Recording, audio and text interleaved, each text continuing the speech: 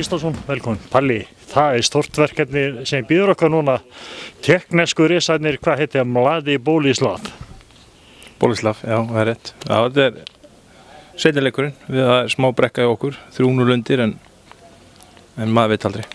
Palli, bæri þetta gerast fram? Lærir þetta ekki örgulega hérna úti í Tékklandi? Hvernig ná að bera þetta fram? Nei, ég var vandræði með þess að komur, þannig að það einhver áherslur. Þannig að Bolislav held ég þetta. Palli, hvernig leggst þetta í því? Þetta brekka. Já, við erum svo sem vanir að vera að klífa einhverja brekkur en við reynum okkar besta til að ná góðum úrslitum og sjáum hvernig það skilur okkur. Það er ekki þetta leggjanuleika öðru sig upp. Þið náttúrulega vitum núna örlítið meira að stængin eftir hennan fyrir leik, þannig að þið kannski getið undirbúið okkur öðru sig. Já, við reynum allan að hafa boltan sem minnst í loftinu því að við töpum flestum þeim einn við, þar sem þetta frekar hávaxið og erfiðir þar og þeir reyndar líka góður í jörðinni, þannig að við verðum að finna einhverju leiði til að stríða. Það klart, þetta mjög sterkt lið og þarna úti ef við tökum bara með þeim leik þá voru þeir nokkur númerum á stóri fyrir okkur og ef maður spólaði svona tilbaka þá var maður svo sem rólegri að þetta fór ekki meira en 3-0, það bara þannig. Þannig að þó svo möguleikarnir svo litlir þá komum við það ekki væntanlega bara til að njóta dagsins líka. Já, sjálfsögðu, við erum spenntir fyrir þessu eins og síðasta leik og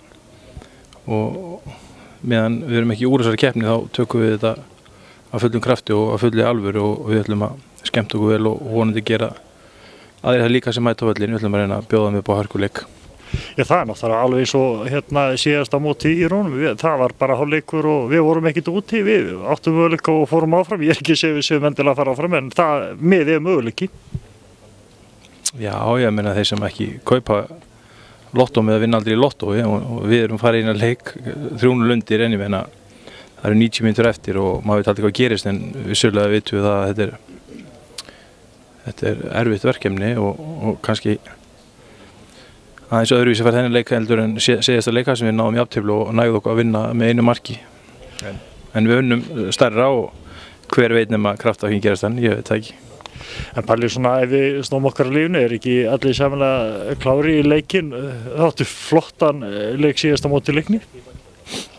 Já, jú, það eru flestir heilir, við skildum eftir Inga Frey og Atla Albers, skildum þá eftir í síðasta leika sem þeir höfðu ekki náð sér eftir leikina úti og ferðarlaun, þannig að ég reikna með að þeir verið klári í slægin á fimmtudaginn.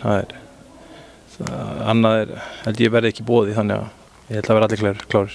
Allir verið fullhæðin og raflöðunar og Inga Frey alveg klárar? Já, ég reikna með því að þetta er náttúrulega leiki sem allir vilja spila og ef það er eitthvað ángramenn þá hrista þeir af sig fyrir svona leiki. Palli, þakka fyrir að ganga ykkur vel og fimmtudaginn. Takk fyrir það.